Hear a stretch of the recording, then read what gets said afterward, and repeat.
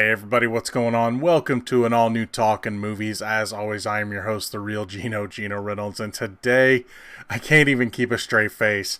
We're going to be talking about the new thriller slash comedy, Ready or Not. I'll do my best not to spoil this movie, but the trailer, in a way, kind of did part of that anyway. And I kind of wish they wouldn't have, but I'll do my best to not give away the ending because it's too much fun. What this movie is about, a couple's getting married, and the husband his family is this rich dynasty of this family owns like a big gaming company, like board games and the such, and they've gotten into other things like sports and some other games. So we find out at the very first of the movie that 30 years ago or so, something odd happens in this house, in this family's house. And so 30 years later, our main character is getting married to the son of one of the family members. And after marriage, it's tradition that the person coming into the family has to play a game by chance.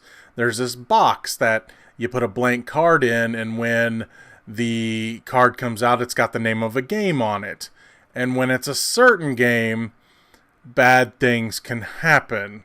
Okay, so if you've seen the trailer for this movie, you're expecting a pretty ridiculous film, but in a good way.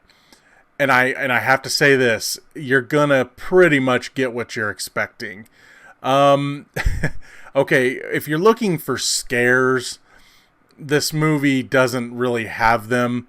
There are a few jump scares here and there, and the tension is the tension's good in some parts. But for the most part, you're here for the ridiculousness, and it's fantastic. I enjoyed almost every bit of this movie. And when I say almost, it's just that I think I would have liked it to just gotten a little more ridiculous at times. But here's the thing. First of all, the main character, Grace, the bride, played by Margot Robbie clone Samara Weaving. And I tell you, when I first saw the trailer, I wasn't like really watching. I thought it was Margot Robbie, and she looks a lot like her. You're gonna like this character, because she deals with this situation about the best that you could. And again, I'm trying to dance around spoilers here, but the trailer mentions that the family's trying to find her, so to be a part of a sacrifice. I guess that's all I'll say. And just the way she reacts to things is pretty fantastic. She is just... At first she thinks it's a game until the first person gets killed in front of her, and then it's like, just her reactions are just off the wall ridiculous. She's just like, what the F, and she's just really loud and just handling it the best you would expect someone to be able to handle it. But she still, it's just, let's just say, getting on her nerves. And it's really a lot of fun to watch Weaving react to the situations that's going on. Because here's the thing, and you've seen a little bit of it in the trailer, but the family, they're not exactly the most competent of people. The family, most of them anyway, there's a couple of them, or at least one of them, that you can tell is, okay, they all take this, or at least most of them take this whole thing that's happening dead serious, even though they are not the smartest people. They are not the most confident or competent of people. And only like one or two of them might be a little competent when it comes to killing people. So our hero, her survival, the percentage of it is upped a ton because of who is trying to get her. While there is some characters with some deeper stories within the family, it's still, for the most part, most of the family's pretty ridiculous. I mean, you've seen the trailer where the guy is watching a video on how to load a crossbow and how to use a crossbow. Just imagine that for a lot of the movie. A lot of the people are just like, are we sure what we're doing is even real? I don't even know how to use these things. They're arguing about whether or not they can use security cameras because that's not the way it was originally intended. But then we have to use these weapons from back in the day, so we're picking and choosing rules now, and they're always bickering.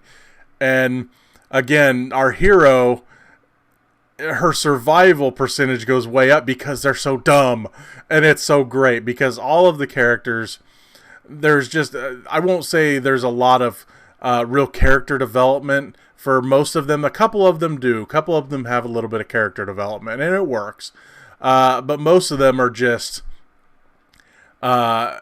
clumsy and inept, and and they're just a lot of fun to watch. Some of them are just like snobby, and you're just like, well, that person's gonna get it, and it's just the way they act makes the chase more enjoyable, because even though you're supposed to fear for the bride, you know that she has a better chance at being okay because they're so dumb. The movie is vulgar. The movie is violent. The movie is hilarious at the best times. It doesn't try to take itself too seriously. It gets a little dark here and there, but nothing that takes you out of the mood, the overall mood that the story is trying to tell. Because while there are a couple of times where it might get a tad bit too serious, it snaps back into the ridiculous, especially when the family are all together. But yeah, there's not much more to say about it other than go see it. It's a lot of fun. If you enjoyed movies like Happy Death Day and Happy Death Day to You, and maybe not on so much the hilarity, but if you enjoyed Your Next, the kind of the hero that shouldn't be fighting back does kind of movie, you'll probably like this movie. I would have liked the movie to just gone a little bit further in how ridiculous it was, but other than that, I don't have any real complaints.